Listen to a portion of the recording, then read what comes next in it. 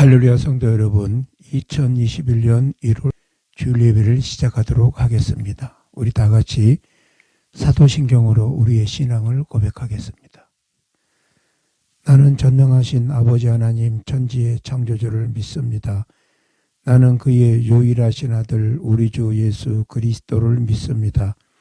그는 성령으로 잉태되어 동정녀 마리아에게서 나시고 본디오 빌라도에게 고난을 받아 십자가에 못 박혀 죽으시고 장사된 지 사흘 만에 죽은 자 가운데서 다시 살아나셨으며 하늘에 오르시어 전능하신 아버지 하나님 우편에 앉아 계시다가 거기로부터 살아있는 자와 죽은 자를 심판하러 오십니다. 나는 성령을 믿으며 거룩한 공교회와 성도의 교제와 죄를 용서받는 것과 몸의 부활과 영생을 믿습니다. 아멘. 우리 찬송가 259장, 통일 찬송가 193장, 찬송가 259장 예수 십자가에 흘린 피로서 이 찬양을 우리 다 같이 피아노 반주에 맞춰서 찬양을 하도록 하겠습니다.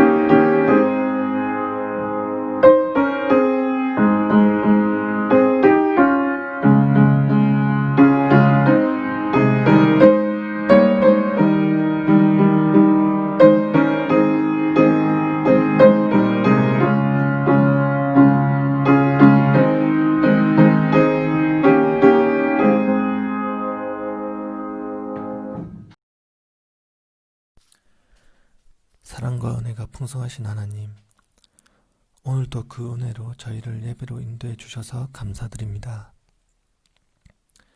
예배를 드리는 저희들의 마음을 정결케 해주시고 마음의 밭이 하나님 말씀 받기에 부족함 없이 준비되기를 기도합니다.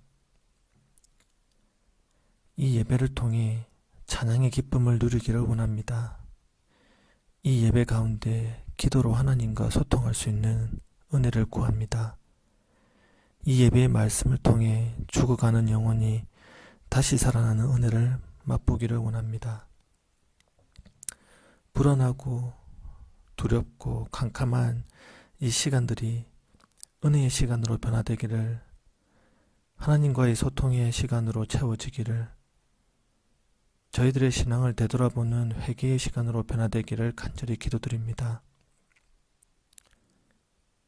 힘든 이 상황들 가운데 하나님의 말씀을 통해 은혜의 단비를 내려주셔서 메마르고 갈라진 저희들의 연약한 심령이 치유받기를 간절히 원합니다. 오늘 전해진 말씀을 귀로 듣지 않고 성령의 지혜로 받게 하시고 삶 가운데 그 말씀대로 살아낼 수 있는 믿음 또한 허락해 주실 줄 믿습니다. 예배의 끝까지 하나님을 붙드는 귀한 시간 될 수 있도록 축복해 주실 줄 믿사오며 우리를 구원해 주신 예수 그리스도 이름으로 기도드립니다. 아멘. 네, 말씀을 나누도록 하겠습니다. 오늘 말씀은 누가복음 2장 44절에서 47절 말씀입니다. 이 말씀을 가지고 진리를 찾는 사람들, 이런 제목으로 말씀을 나누도록 하겠습니다. 자, 오늘 본문을 제가 봉독해 드립니다. 동행줄로 있는 줄로 생각하고 하루 길을 간 후 친족과 아는 자 중에서 찾되 만나지 못하며 찾으면서 예루살렘에 돌아갔더니 사흘 후에 성전에서 만난즉 그가 선생들 중에 앉으사 그들에게 듣기도 하시며 묻기도 하시니 듣는 자가 다 그 지혜와 대답을 놀랍게 여기더라. 네, 누가복음 2장은 예수님의 어린 시절이 소개되고 있습니다. 예수님의 어린 시절과 예수님의 부모, 즉 요셉과 마리아에 대한 그런 내용이 성경에 그렇게 많이 있지는 않습니다. 그러나 이 성경에 나타난 기록들을 미루어서 생각해 보면 예수님의 부모인 요셉과 마리아는 진실한 유대 교인이었던 것 같습니다. 요셉과 마리아는 메시아 사상에 대한 정확한 의식과 깨달음이 있었다고는 그렇게 말할 수는 없습니다. 그러나 그들은 충실한 유대주의자들로서 메시아를 기다리는 자들이었고 구약의 율법을 잘 지키는 사람들이었습니다. 요셉과 마리아의 이런 모습은 어린 예수님에게 좋은 산 교육이 되었을 것입니다. 유대인 남자들은 13살이 되면 율법이 정한 권리를 행사할 수 있고 의무를 갖기 시작합니다. 본문 앞에는 예수님께서 12살 때 예루살렘을 갔다고 그렇게 기록하고 있습니다. 예수님의 부모는 예수님이 13살 되던 해, 그러니까 그 다음 해에 예수께서 성정 방문을 제대로 할 수 있게끔 미리 성전에 데리고 간 것으로 볼 수가 있습니다. 많은 주석가들은 이때 예수님께서 예루살렘에 올라가셔서 하나님의 소명에 눈을 떴다고 그렇게 말하고 있습니다. 어린 예수님은 부모와 함께 예루살렘에 올라가시고 율법을 지키셨습니다. 어린 예수님은 율법을 무시하거나 멸시하지 않으셨습니다. 우리 주님께 율법은 선한 것이고 거룩한 것이었습니다. 그래서 어린 주님께서는 율법을 철저히 지키셨고 십자가에 죽으심으로써 최종적으로는 율법을 완성하셨습니다. 주님께서 12살이 되던 해 율법을 지키기 위해서 예루살렘으로 올라간 사실은 주님의 사역이 곧 율법을 완성시키는 그런 사역임을 밝혀주고 있습니다. 그런데 요셉과 마리아는 아들 예수님이 예루살렘에 머물러 계신 사실을 몰랐을 뿐만 아니라 머물러 계셔야 할 이유조차도 몰랐습니다. 이것은 예수님을 단순히 자신들의 아들로만 보았기 때문입니다.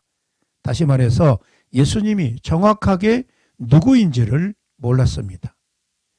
예수님께서 탄생하시기 전에 하나님께서는 천사 가브리엘을 통해서 앞으로 태어날 예수님이 하나님의 아들이심을 일러주셨습니다. 그들은 그것을 잊어버렸던 것입니다. 바로 이것이 인간입니다. 그리고 우리의 본 모습입니다. 많은 체험을 하고 예수님이 함께 하시는데도 예수님을 잊을 수가 있습니다. 예수님이 찬양받으실 하나님의 아들이 아닌 것처럼 그렇게 착각된 생활을 할 수가 있습니다. 아마 요셉과 마리아는 자기 일에도 바빴을 것입니다. 세상의 일에 지나치게 몰두하면서 예수님께 관심을 가질 시간적인 여유가 없었던 것 같습니다. 오늘날에도 사람들은 너무나도 바쁩니다. 바쁘게 살아가고 있습니다. 너무 급하게 살아가고 있습니다. 그리하여서 우리 예수님께 관심을 가질 시간이 없습니다.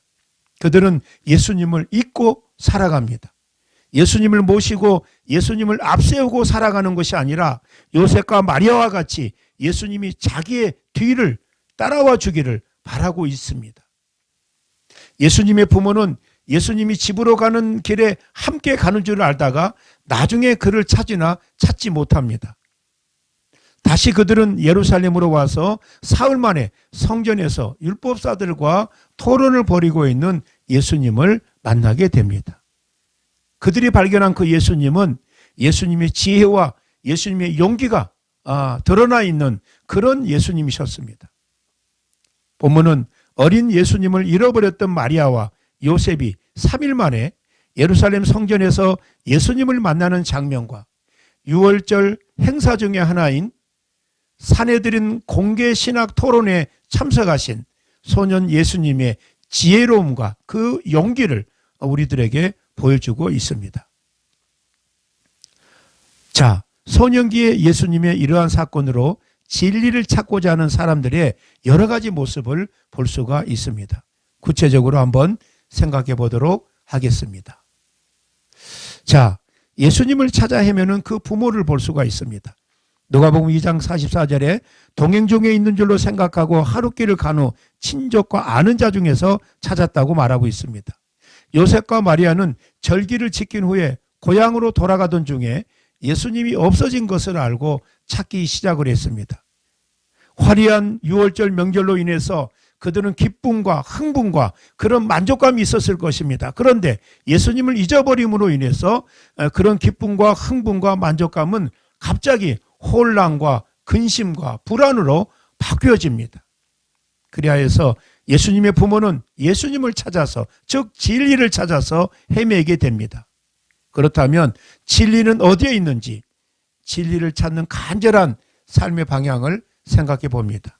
먼저 그들은, 예수님의 부모는 진리를, 예수님을 잃어버린 줄을 몰랐습니다. 마리아와 요셉은 예수님이 동행 중에 있는 줄로 생각을 했습니다. 명절에 예루살렘을 방문했던 사람들이 고향으로 돌아갈 때에는 먼저 여자들과 어린아이들이 한 무리를 이루어서 앞서 보내고, 그리고 남자들과 성인 소년들이 그 뒤를 따랐습니다. 그런데 이때 예수님의 나이가 참 어중간한 나이입니다. 12살의 예수님입니다. 이 12살의 예수님이 보이지 않자 마리아는 당연히 예수님이 남자들의 무리에 있는 것으로 생각을 했을 것입니다. 그리고 요셉은 어린 예수님이 여자들과 어린 소년들의 무리에 있을 것으로 생각했을 것입니다. 그러니까 두 사람 다 예수님을 찾지 않았던 것이죠.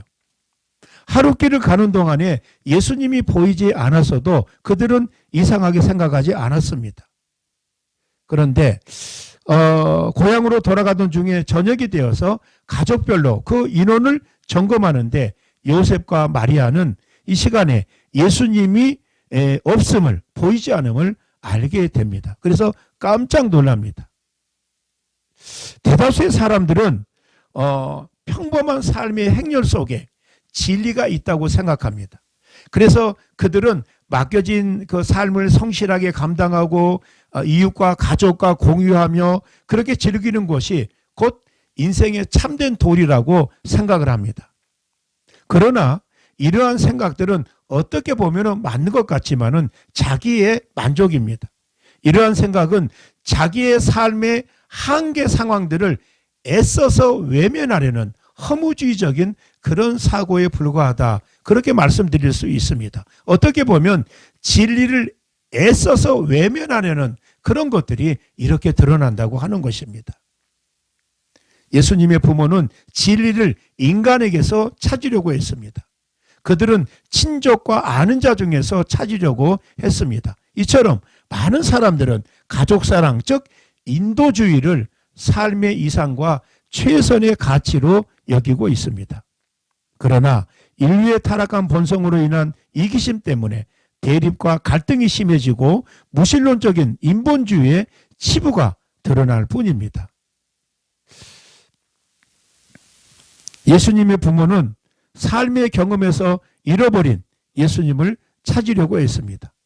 그들은 예수님을 만나지 못하면서 찾지 못하면서 예수님을 찾으려고 다시 예루살렘을 돌아다니게 됩니다. 여기에 찾는다고 하는 이 내용은 원문에 보니까 오르락내리락 앞뒤를 찾는다. 또한 전체를 뒤집혀서 예수님을 찾아서 모든 것을 희생하는 그런 것을 의미합니다. 오늘날까지 인류는 모든 방법과 수단을 다하여서 물질적인, 정신적인, 철학적인 문제들의 해답을 찾고자 했습니다. 그러나 자기 모순과 시행착오의 악순환에서 벗어나지 못할 뿐입니다. 예수를 믿는다 하면서도 그들이 던지는 질문은, 그들이 찾는 그 내용은 세속적이고 철학적이고 물질적인 것으로 하고 있습니다.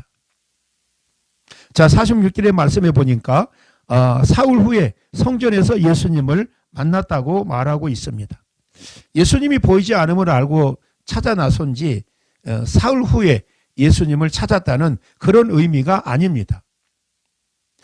이것은 유월절이 끝난 후 사흘이라고 하는 그런 의미입니다. 즉 유월절이 끝난 후 첫째 날은 고향으로 돌아가는 날이었습니다.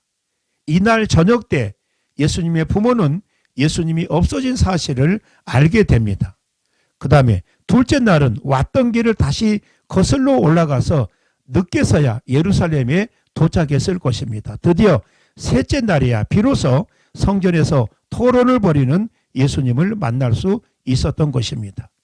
여기서 보면 진리는, 예수님은 성전에서 찾을 수가 있었습니다.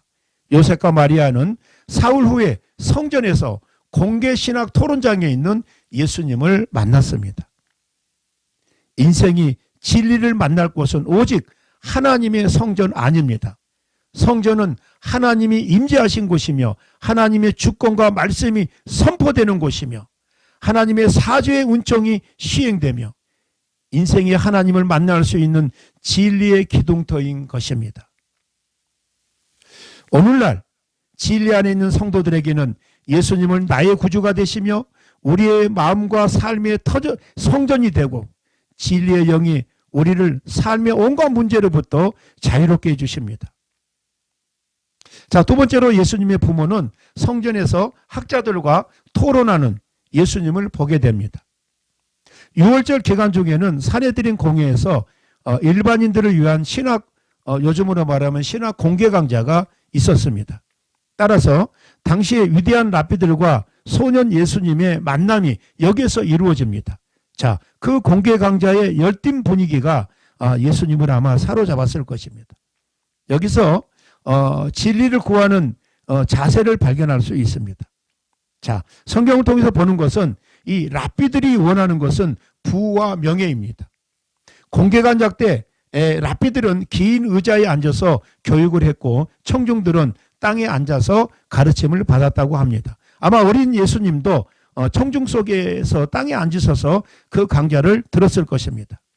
그런데 이 랍비들은 소년 예수님의 신적인 통찰력에 대해서 기히 여기더라, 이렇게 말씀하고 있습니다. 아마도 예수님께서는 복음의 진리에 대해서 감동의 빛을 그들에게 비추었을 것입니다. 즉 자신이 하나님의 아들이심과 성육신으로 인한 메시아 예언의 성취이심을 거기에 설명을 했을 것입니다. 그러나 세속적인 부와 명예와 권위주의로 눈이 가리워진 이 랍비들은 세상적인 것으로, 세속적인 것으로 감탄했을 뿐이지 자기들 앞에 있는 진리의 하나님을 그들은 알아볼 수 있는 눈이 없었습니다. 그러므로 성도들에게 가장 필요한 것은 청결한 마음이다. 온유한 마음이다. 저는 그렇게 생각을 해봅니다. 우리 앞에 우리가 신앙생활을 오래 하고 열심히 하는데도 불구하고 우리는 권위주의적인, 세속적인, 그리고 우리의 목적과 우리의 뜻에 치우쳐서 진리를 보지 못하고 진리를 깨닫지 못하고 있지 않는가. 즉 우리의 마음이 청결한 마음이 될 때 거기서 하나님을 발견할 수 있고 하나님의 뜻 가운데 거할 수 있다고 하는 것입니다. 그래서 우리 안에 진리를 가리고 있는, 예수님을 볼 수 없는 그런 세속적이고 세상적인 그런 것들이 정말 하나님 앞에 간구하고 기도함으로, 회개함으로 인해서 하나님의 용서와 우리 안에 청결한 마음으로 인해서 하나님의 뜻과 섭리를 만날 수 있어야 합니다. 예수님은 예수님을 믿는 자들을 찾으십니다. 46절에 저희에게 듣기도 하고 묻기도 했다, 이렇게 말하고 있습니다. 이것은 이해를 위한 토론을 초월하사 구약의 모든 것이 바로 예수님을 근간으로 이루어졌음을 저들에게 인식시키고 있습니다. 저들로 하여금 주님을 믿게 하려는 그런 의도가 있는 것을 볼 수가 있습니다. 예화를 하나 들겠습니다. 어떤 부인이 대부흥사인 무디 목사님을 찾아와서 상담을 청했습니다. 그녀는 목사님, 나는 아무리 거짓말을 하지 않으려고 해도 거짓말이 튀어나옵니다. 어떻게 좋은 방도가 없을까요? 이렇게 물었습니다. 그때 무디 목사님이 이렇게 말했습니다. 이렇게 한번 해보시죠.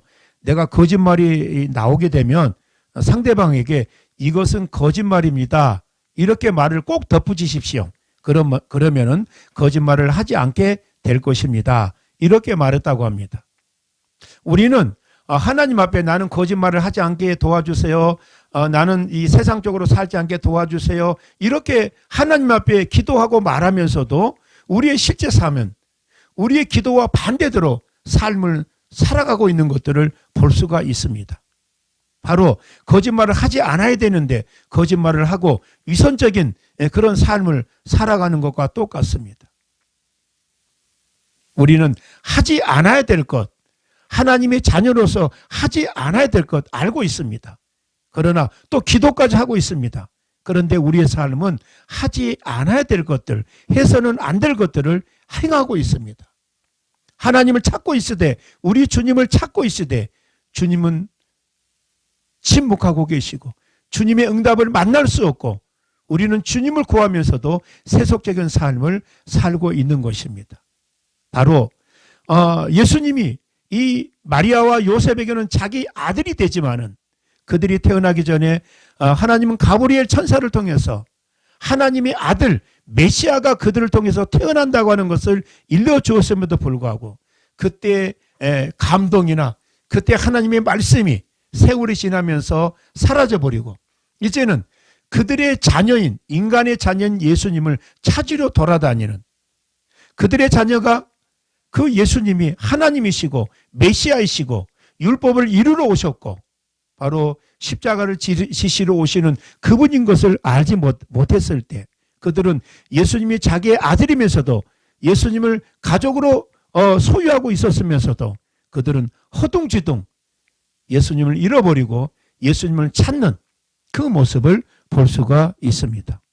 오늘 저도 정확하게 예수님이 누구인지를 모른다면 우리의 삶은 위선적이고 허둥대는 그런 삶을 살아갈 수밖에 없다고 하는 것입니다.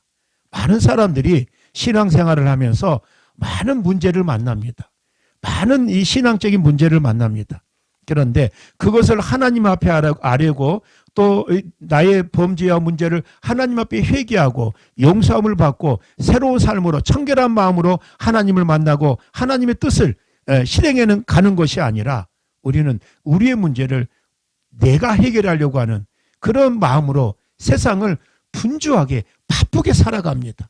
그래서 내 삶에 앞세워서 예수님이 계신 것이 아니라 내 삶의 뒤에서 내 문제를 해결해 주는 그런 예수님으로 우리는 생각하고 이 요셉과 마리아처럼 예수님을 모시고 가야 하는데 예수님을 잃어버리고, 당연히 마리아는 요셉에게 예수님이 있었을 것이고, 요셉은 당연히 그 예수님이 마리아에게 함께 갔을 것으로 생각하면서 예수님을 잃어버리는 그런 상황을 맞이하게 됩니다.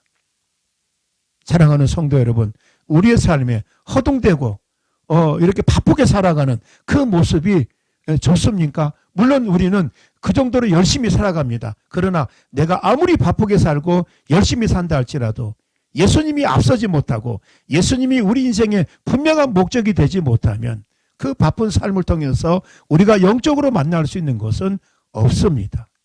사랑하는 성도 여러분, 오늘 하루 이 말씀을 통해서 이미 예수님을 소유한 우리에게 얼마나 감사합니까? 이 예수님을 소유한 우리들이 예수님이 나와 함께 하실 때 그분과 동행하며 그분을 앞세우며 그분이 우리에게 말씀하신 뜻과 섭리를 분명히 감당하고 순종할 수 있는 믿음의 귀한 저와 여러분들이 되시기를 바랍니다. 기도하겠습니다. 하나님 아버지의 은혜와 사랑을 감사함을 드립니다. 오늘 우리에게 주신 말씀을 통해서 이 말씀을 깨닫고 우리가 나와 함께 하신 예수님과 늘 동행하며 예수님을 앞세우고 예수님이 나의 삶의 목적이 되고 예수님을 통해서 나의 모든 희생과 내 삶의 열심이 의미가 있는 것을 알게 도와주시옵소서.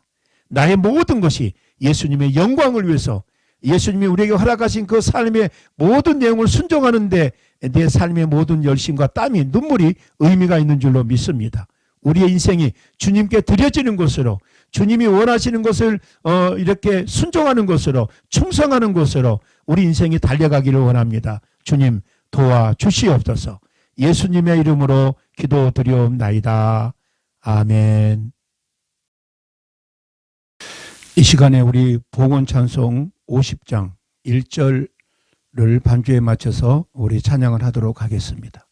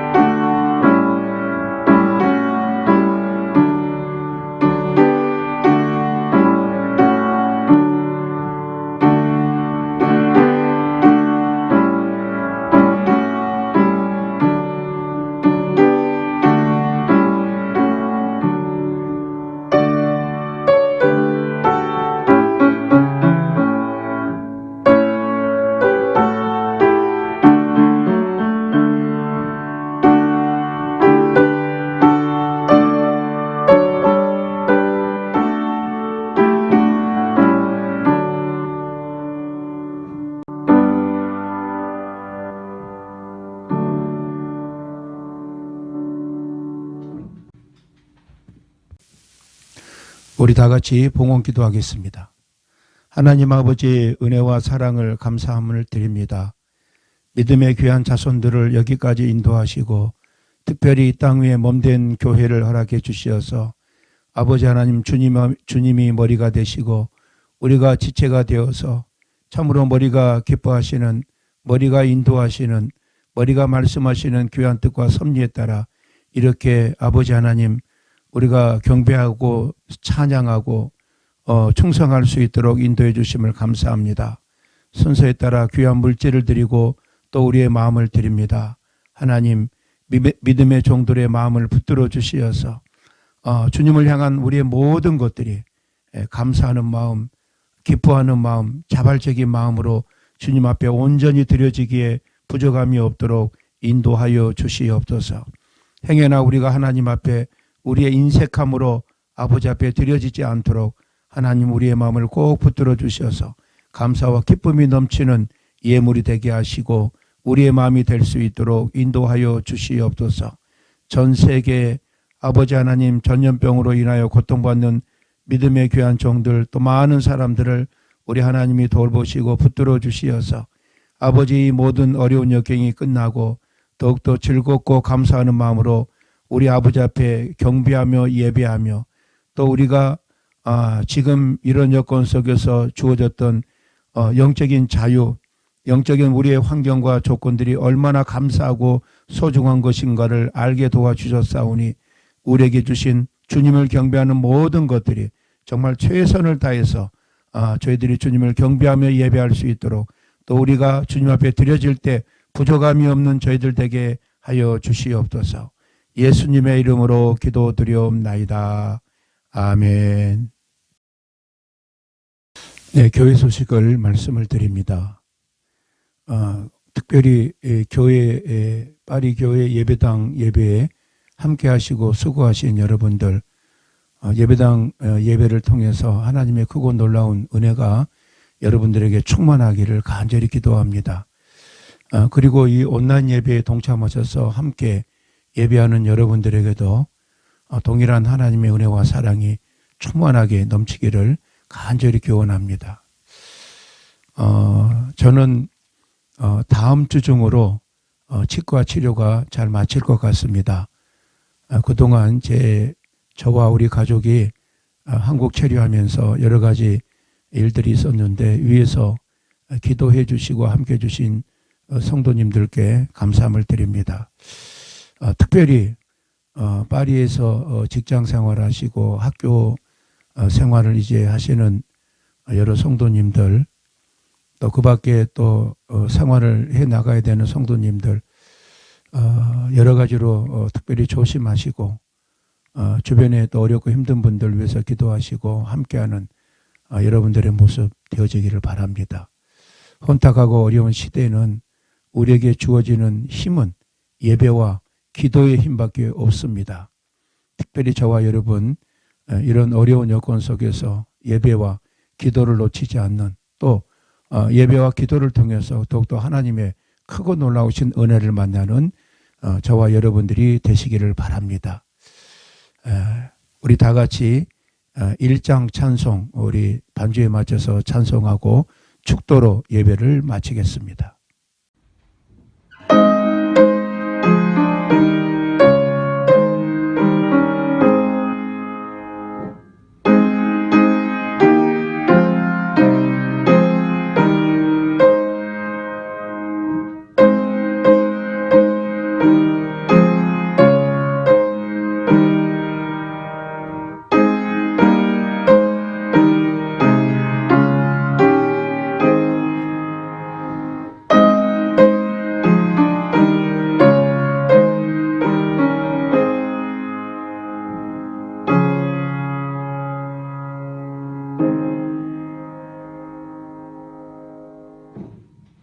이제는 우리 주 예수 그리스도의 은혜와 아버지 하나님의 크고 놀라우신 사랑과 성령의 위로 교통하심이 오늘도 주의 말씀 가운데 우리가 섰습니다. 주님 들려주시고 깨닫게 하시고 성령을 통해서 알게 하신 귀한 말씀 내 심령 속에 새기고 감당하며 순종하며 지켜나가기를 원합니다. 다짐하고 소원하는 머리 숙인 당신의 귀한 종들 머리 위에, 사랑하는 어린 심령들 머리 위에, 사랑하는 태중의 열매들 위에, 사랑하는 북한 동포들 머리 위에 이제로부터 영원토록 함께 있을지어다. 아멘.